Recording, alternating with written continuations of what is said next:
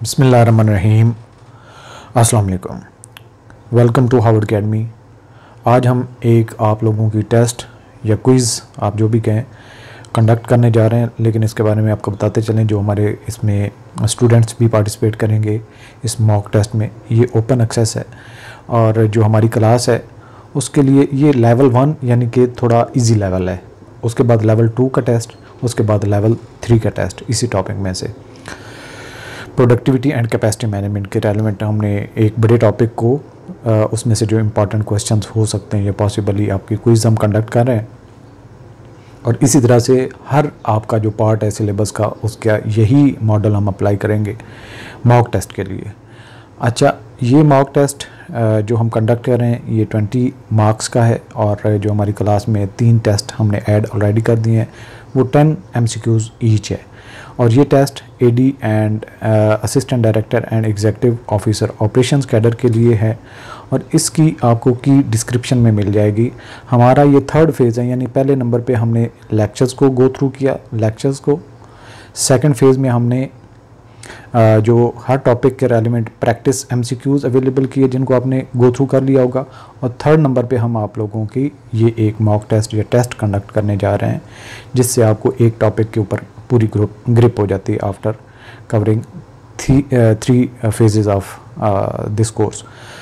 सो जो हमारे कोर्स में अभी तक एस्पिरेंट्स ज्वाइन नहीं हुए उनको बताते चलें कि Harvard academy online preparation offer कर रही है।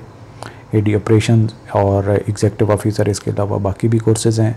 आप हमारी वेबसाइट को भी विज़िट कर सकते हैं और साथ में डिस्क्रिप्शन में आपको इसकी की मिल जाएगी। ये जो क्वेश्चन हैं, क्वेश्चन आपने अपने किसी पेपर पे पेज पे अटेम्प्ट करने हैं, अपने पास राइट डाउन कर लेना है कि आपने क्वेश्चन 1 का कौन सा ऑप्शन लिखा है, बी क्वेश्चन 2 का, 3, 4 सो ऑन, और आपने फिर मैच करना है अपने आंसर्स को की के साथ। और फिर आपने लाजमी तौर पर आपके फीडबैक का मुझे इंतज़ार रहेगा और डेफिनेटली जो अच्छा परफॉर्म करेगा वही कमेंट करेगा। कमेंट में आपने अपने आंसर बताने हैं कि आपने राइट आंसर कितने चूज़ किए थे, यानी कि 20 में से 10, 15, 18, 20। तो मैं एक्सपेक्ट कर रहा हूँ जो हमारे स्टूडेंट्स हैं वो 19, 20 के इर्द गिर्द होना चाहिए, 18 तक भी गुंजाइश नहीं होनी चाहिए। सो सीरियसली इस टेस्ट को कंडक्ट करना है।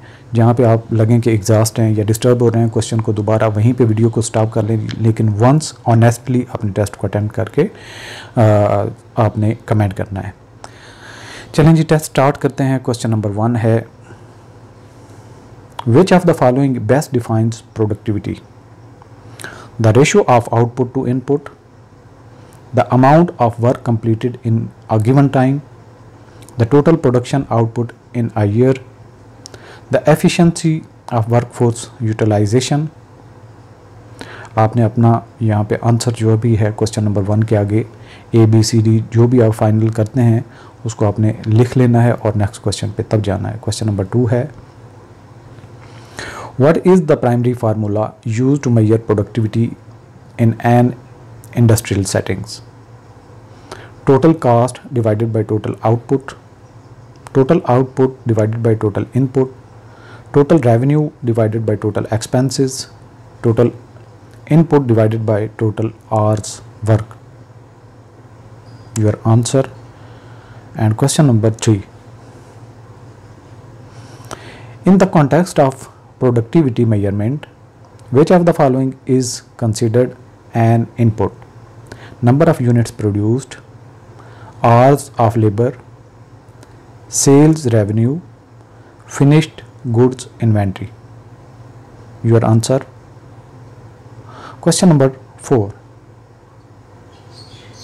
which productivity measurement method compares the performance of an organization to its competitors? Internal benchmarking, external benchmarking, performance appraisal, historical comparison. And here is your answer. Question number 5, how is capacity defined in manufacturing? The maximum output that can be achieved under normal conditions, the total number of machines in a factory, the minimum inventory level required, the average production output. You will write your answer. Question number 6, Which of the following methods is commonly used to measure capacity? Machine utilization rate, output per machine, space utilization ratio, all of the above. So what is your answer?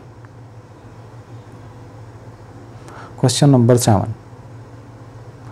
Strategic capacity management involves decisions about long-term investment in new facilities, daily workforce scheduling, immediate raw material procurement, routine maintenance tasks.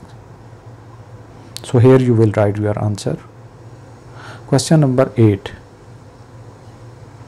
Which of the following is a determinant of effective capacity management? Quality of workforce, technological innovation, market demand fluctuations, all of the above. Pen down your right answer. Question number 9. Which type of capacity is considered when making strategic decisions about future needs? Design capacity, effective capacity, actual capacity, potential capacity. So what is your answer? Question number 10. What is a common challenge faced in capacity management for service industries? Inconsistent demand patterns, excessive inventory levels, high production costs, long lead times for raw material.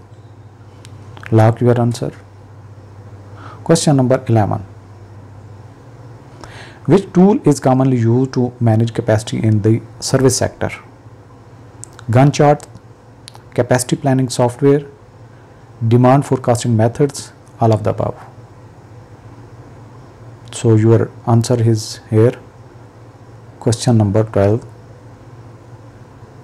What is the impact of overcapacity in a manufacturing facility?